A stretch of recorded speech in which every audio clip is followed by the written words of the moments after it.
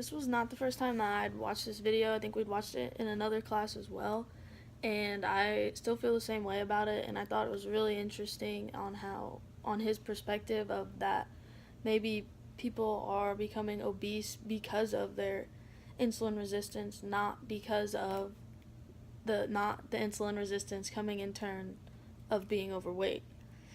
And I think we all, before we watched the video, were kind of quick to judge people who were overweight and had diseases like that we assumed it was because they were overweight. Therefore, they had these diseases like uh, type 2 diabetes or heart disease or stuff like that. But we don't know. From what he's saying is that maybe these diseases have caused people to gain weight and become obese, which then had led to them going to the doctor finally, and then the doctor discovered they have these other diseases, which to fix they suggest to lose weight.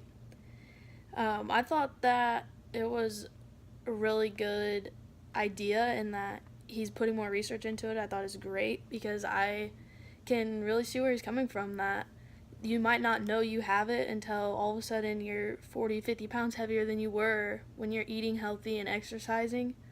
So then you go to the doctor, and that's when they discover you have type 2 diabetes or whatever it is.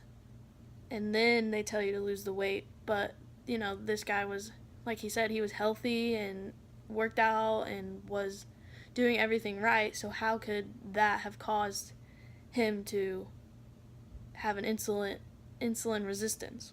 I do also believe that you shouldn't judge people for their weight being the factor of why different things are wrong with them or different things are happening to them, and like it's their fault, because you don't know how their body's working and you don't know what's wrong with their body on the inside. They may have a condition that causes them to gain weight, and they could eat healthy and exercise every day, but it just doesn't affect them.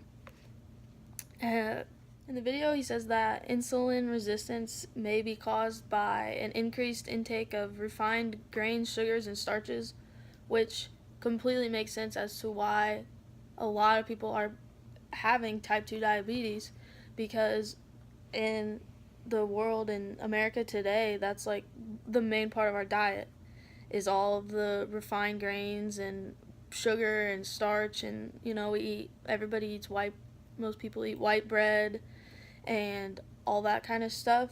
So for him to hypothesize that increased intake of all that is what's causing the insulin resistance is very plausible, and I agree with him on that. My overall feelings for this video were that it's good, and I think more people should watch it because I think a lot of people do judge others, and I think it's a good educational video, especially for people in the health field or just general Americans.